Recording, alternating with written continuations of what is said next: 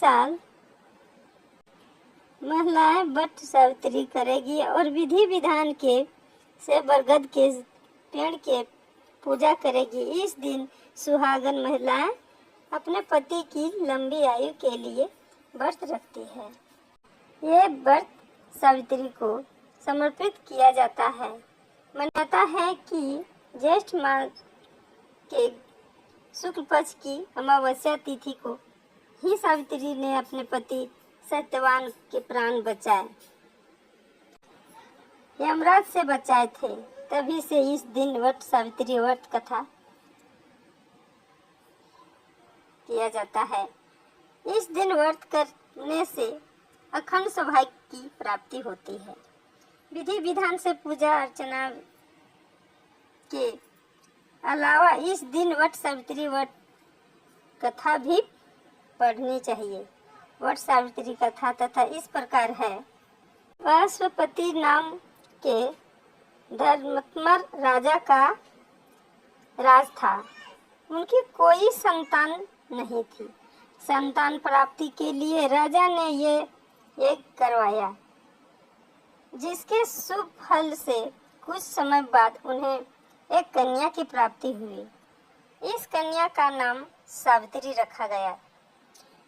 जब सावित्री विवाह योग हुई तो उन्होंने धूर्तन सेन से पुत्र सत्यमा को अपने सत्यवान के पिता भी राजा थे, परंतु उनका राजपाट छीन गया था, जिसके कारण वे लोग बहुत ही दरिद्रता में जीवन व्यस्त कर रहे थे।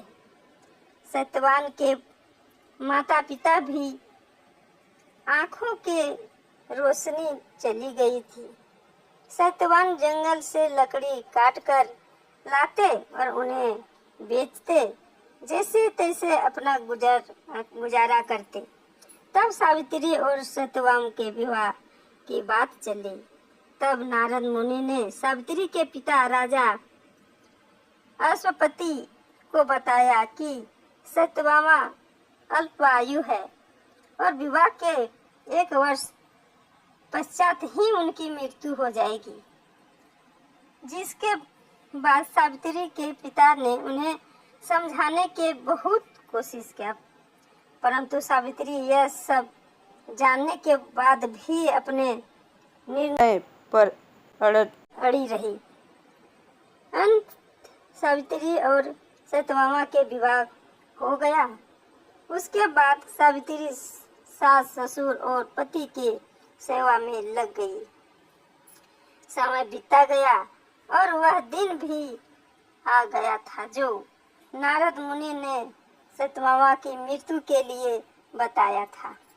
उसी दिन सावित्री की सत्यभामा के साथ वन को गई। वन में सत्यवान लकड़ी काटने के लिए जैसे ही पेड़ चढ़े गए कि उसके सिर पर असहनीय पीड़ा होने लगा। कुछ वह सावित्री को गोद में सिर रखकर लेट गया। कुछ ही समय में उनके समक्ष अनेक दूतों ने साफ समझ यमराज खड़े हुए थे। यमराज सत्यभामा को आत्मा को लेकर दक्षिण दिशा की ओर चलने लगे। पतिव्रता सावित्री भी उनके पीछे चलने लगी। आगे जाकर यमराज ने सावित्री से कहा, हे पतिव्रता नारी, जहाँ तक मनुष्य साथ दे सकता है, तुमने अपने पति का साथ दे दिया, अब तुम लौट जाओ। इस पर सावित्री ने कहा, जहाँ तक मेरे पति जाएंगे वहाँ तक मुझे जाना है चाहिए। यही सनातन सत्य है। यमराज सावित्री की वाणी सुनकर प्रसन्न हुए और उनके 3 वर मांगने को कहा। सावित्री ने कहा, मेरे सास ससुर अंधे हैं, उन्हें नेत्र ज्योति दे दे। यमराज ने तथास्तु कहकर उसे लुटा दिया, जाने को कहा और आगे बढ़ने लगे। फिर किंतु सावित्री यम के पीछे ही चलती रही। यमराज ने प्रसन्न होकर पुनः वर मांगने को कहा। सावित्री ने वर मांगा, मेरे ससुर का खोया हुआ राज उन्हें वापस मिल जाए। इसके बाद सावित्री ने यमदेव से वर मांगा, मैं सत्यवान के 100 पुत्रों की मां बनना चाहती हूँ, कृपा कर आप मुझे यह वरदान दें। सावित्री के पति का उसके बाद सावित्री ने कहा कि मेरे पति के प्राण तो आप लेकर जा रहे हैं, तो आपके पुत्र प्राप्ति का वरदान कैसे पुनः होगा। तब यमराज ने अंतिम वरदान को देते हुए सत्यभामा की जीवात्मा को मुक्त कर दिया। सावित्री पुनः उसी वट वृक्ष के लौटी तो उन्होंने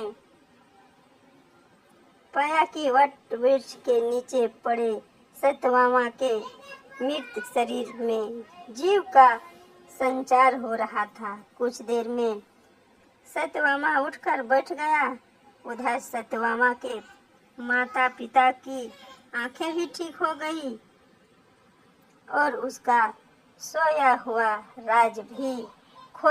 राज भी वापस मिल गया। तो दोस्तों, वट सावित्री की कथा यही रहता है दोस्तों। अच्छा लगा होगा लाइक कर दीजिएगा, शेयर कर दीजिएगा दोस्तों।